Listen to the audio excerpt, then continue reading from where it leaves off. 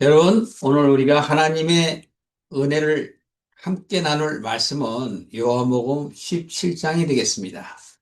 요한복음 17장은 전 성경을 통해서 하나님께서 미리 우리에게 약속하신 그 예수님께서, 메시아께서 이제 육신으로 오셔서 모든 소임을 마친 이후에 아버지와 독대하며 기도하는 장면입니다. 물론 공관복음에서도 잠깐씩은 나오지만 이렇게 깊게 얘기하는 경우는 없고요. 14장부터 16장까지는 예수님의 발이 바로 길이고 진리고 생명이며 또 내가 아버지께로 갈 터인데 보혜사 성령께서 너희에게 임할 것이다.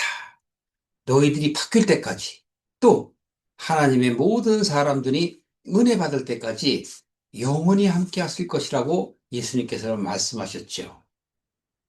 그렇기 때문에 우리가 하나님의 나라에 가고 싶은 마음이 있다면 구해사 성령님을 만나지 아니하고는 절대로 우리는 믿음이 진전될 수가 없다는 것을 우리가 요한복음에서 확증할 수가 있는 것입니다.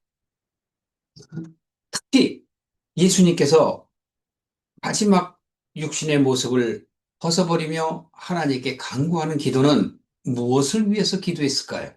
그것이 오늘의 은혜 나눌 말씀입니다. 예수님께서 우리를 그렇게 사랑하신다고 요한복음 3장 16절에도 말씀하셨죠?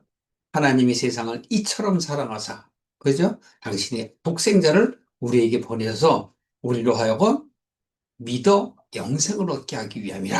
그렇게 말씀하셨지 않습니까? 그 대단원의 막을 이제 17장 지나가면 18장과 19장에서는 예수님의 순환이고 20장에서는 부활이고 21장에서는 요한복음을 마치게 되는 것입니다. 그렇기 때문에 오늘 이 17장이 엄청 중요하다고 저는 생각합니다. 보실까요?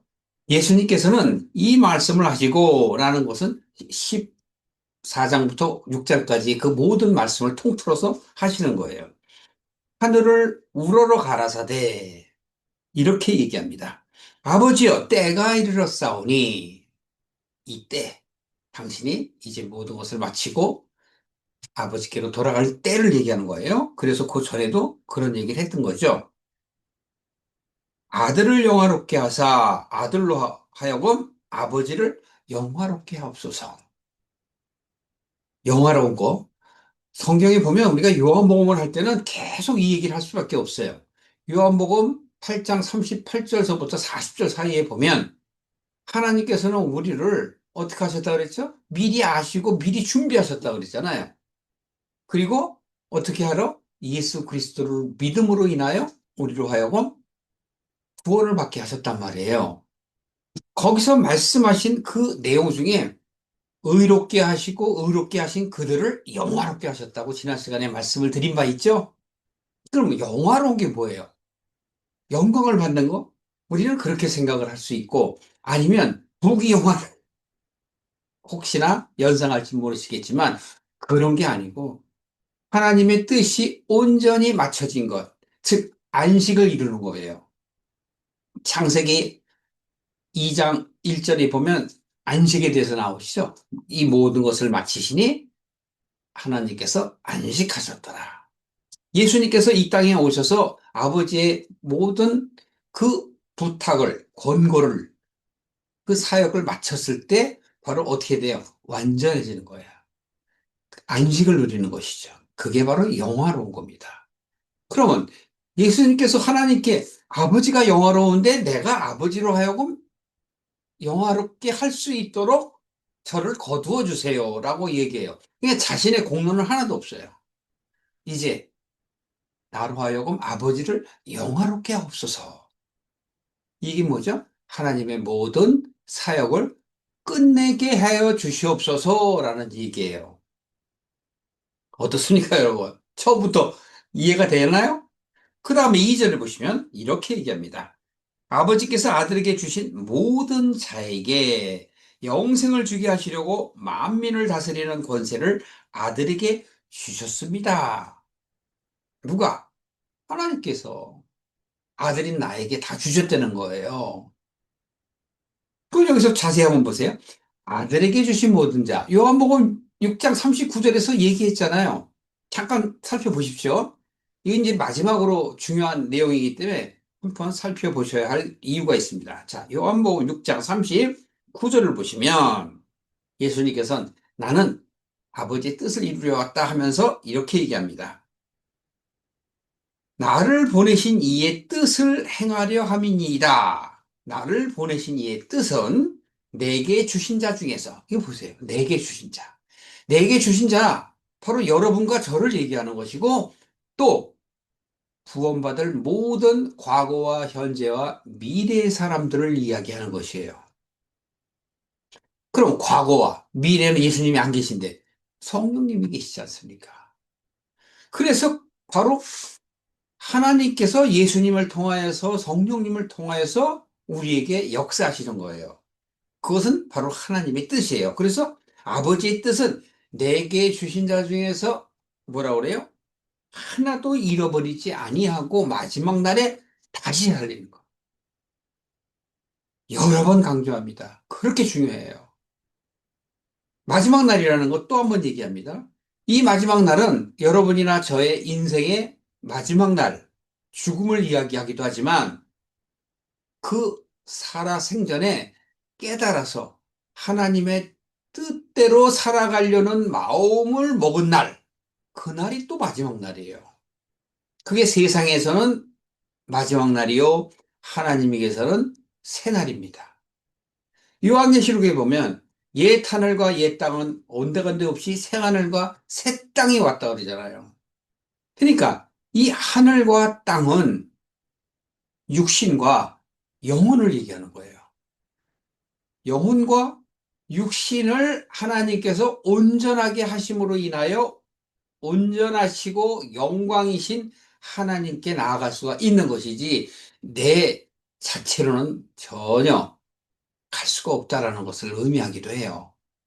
그래서 40절에 이렇게 보시죠.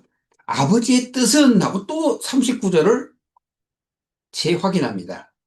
아들을 보고 믿는 자마다 영생을 얻는 이것이니 마지막 날에 내가 이를 다시 살리리라 하시니라. 아버지의 뜻이 뭐예요? 예수님에게 준 여러분들을, 저를 다시 살린 거란 말이에요. 그러니까 우리를 다시 살린다는 건 죽었다라는 의미를 하죠. 그런데 그 죽었다는 건 육을 죽었다라는 게 아니에요. 창세기 한번 다시 한번 생각해 보세요. 아담에게 네가 이것을 먹으면 죽으리라 했잖아요. 바깥으로 보이는 그런 죽음이 아니에요. 영혼을 얘기하는 겁니다. 영혼. 내 영혼이 죽는단 말이에요. 그 죽음을 다시 살리는 거예요. 우리는 육신의 부활을 원하지만 하나님께서는 육신의 부활을 원하시는 것이 아니라 내 영혼의 부활, 죽었던 내 영혼이 다시 사는 것. 그래서 마지막 날에 다시 살린다라고 이야기하시는 거예요. 3장 16절에도 그렇게 얘기하시잖아요. 아들 보내서 믿는 자마다 어떻게 한다 그랬어요?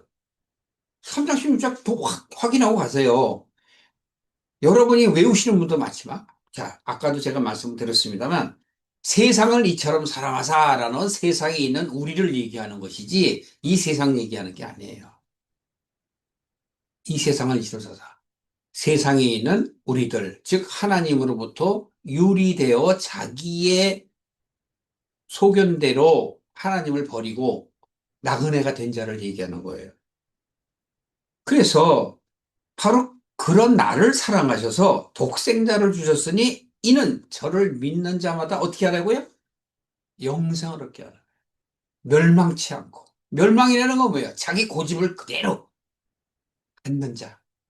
예. 자기 부인하지 않는 자에게요. 그러니까 자기 부인을 하고 영생을 얻게 하실 거예요. 그러니까 얼마나 중요합니까? 그 예수님께서 지금 17장에 하나님께 기도하면서도 그 얘기를 하시는 거예요. 그러면서 아들에게 주신 그 모든 자에게 영생을 얻게 하시는 거야. 그래 놓고 만민을 다스린다. 이렇게 말씀을 하셨어요. 마태복음 28장에도 맨 마지막 얘기인데 예수님께서 부활하신 이후에 제자들에게 성령의 그 권능을 줘갖고 제자들에게 어떻게 하라 그래요? 너희들은 사마리아 땅끝까지 가서 복음을 전하라 그러잖아요. 그때 말씀하신 내용이 바로 무엇이냐면 너희는 가서 모든 족속으로 제자를 삼아 아버지와 아들과 성령의 이름으로 세례를 주고 내가 분부한 그 모든 것들을 지키게 하라. 세상 끝날까지 너희와 항상 함께 있으리라. 18절에 하늘과 땅의 모든 권세를 내게 주셨다라고 예수님께서 얘기하세요. 하늘과 땅. 거기 하늘과 땅이 뭐예요? 이 물음에 여러분들은 성경 전체가 생각이 나야 돼요. 창세기 1장에도 하늘과 땅에 대해서 얘기 나오죠? 첫째 날, 둘째 날, 셋째 날. 빛이 있으라 하시잖아요? 하늘을 나누시고, 셋째 날, 땅이 어떻게 돼요? 바다 가운데 솟아나서 해를 바라보라 그러잖아요. 빛을 바라보라고. 네, 묻이 드러나라 하시잖아요? 그게 하나님의 뜻이고, 바로 여섯째 날, 다섯째 날, 넷째 날은 하나님의 뜻이 내게 이루어져 내가 바로 빛이 되는 거예요. 해와 달과 별이. 예, 그게 넷째 날이란 말이에요. 자, 그래서 우리는 성경을 어느 한 부분만 보고 깨달아지는 게 아니고 성경 하나라도 버릴 게 없다고 말씀하시는 거예요. 왜?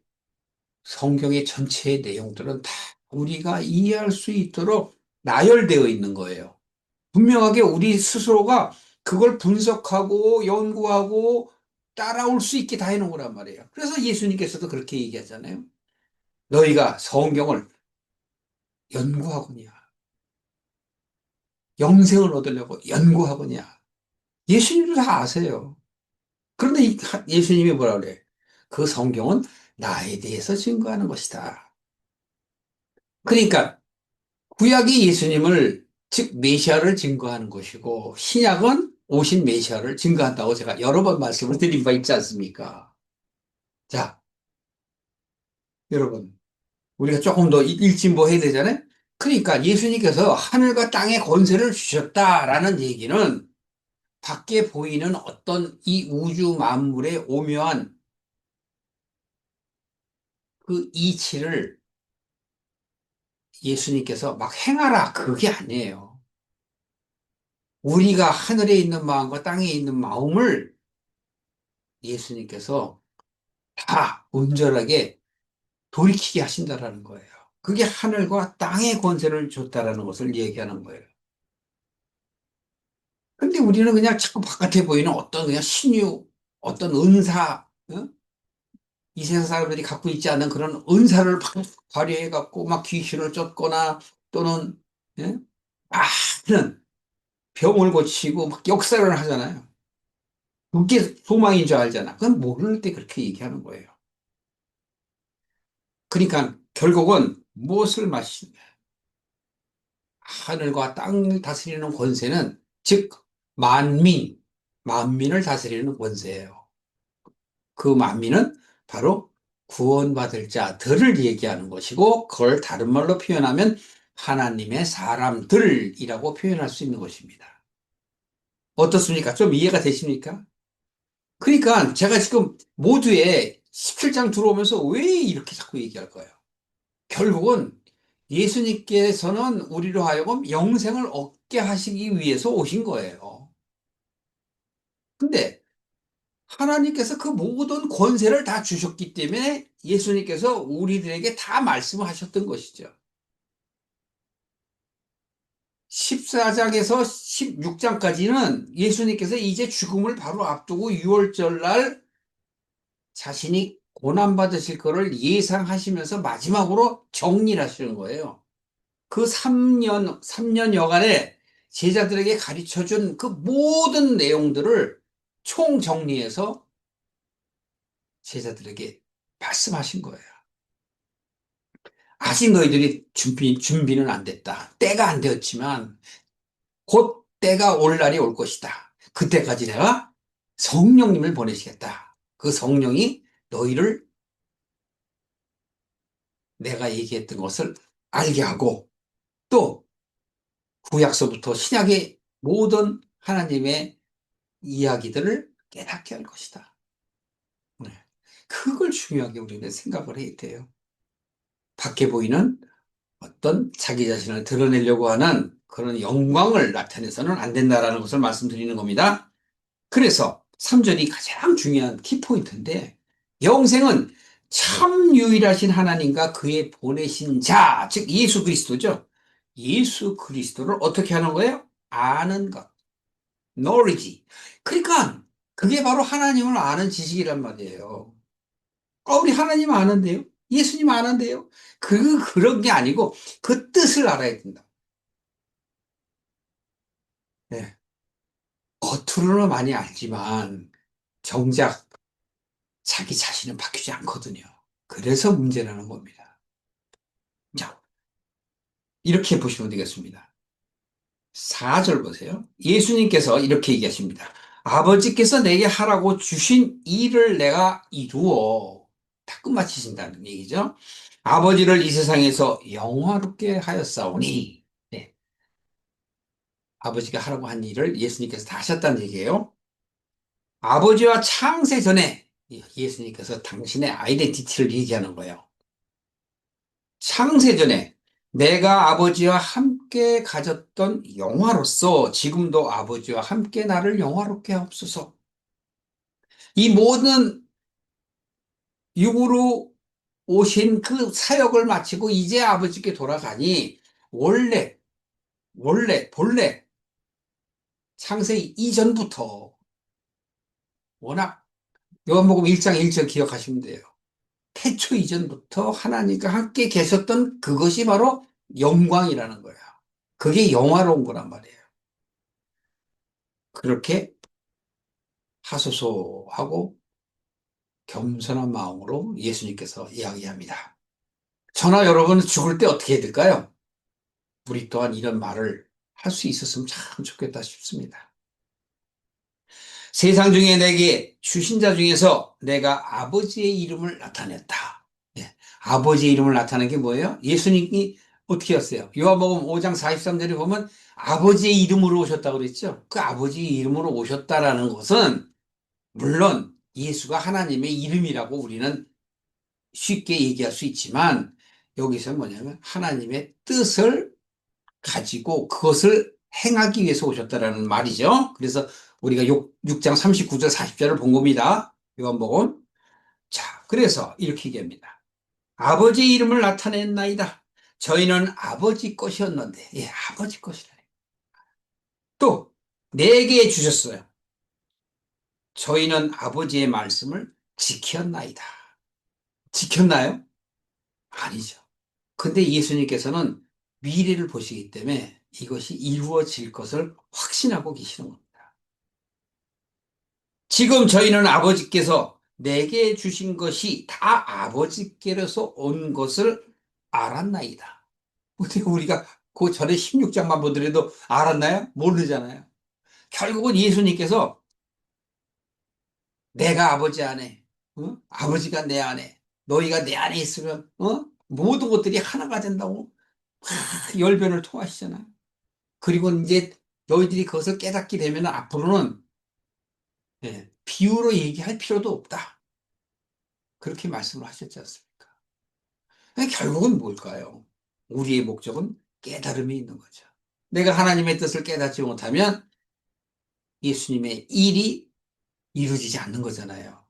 여기서는 당시에 예수님께서 돌아가실 때 제자들에게 하신 말씀이니 이루어질 것을 아시고 또 우리들은 제자들이 예수님을 따라 순교하고 또 순교가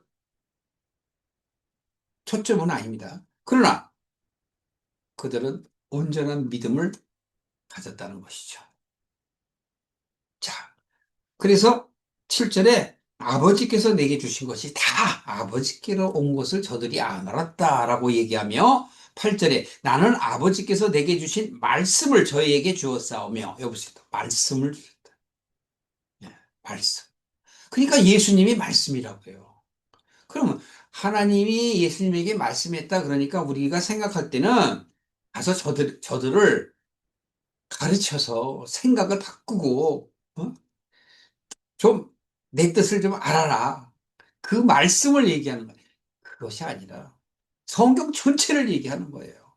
성경 전체의 모든 하나님의 뜻을 얘기하는 겁니다. 그것이 역사 가운데, 사건 가운데, 우리의 인생 가운데 나타나지 않습니까?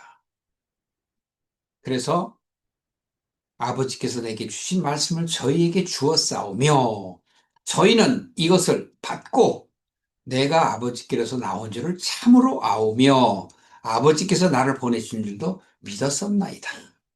이건 지금 예수님이 하나님께 기도하면서 아버지께 부탁을 하는 거죠. 그러면서 지금 누구 편을 드는 거예요?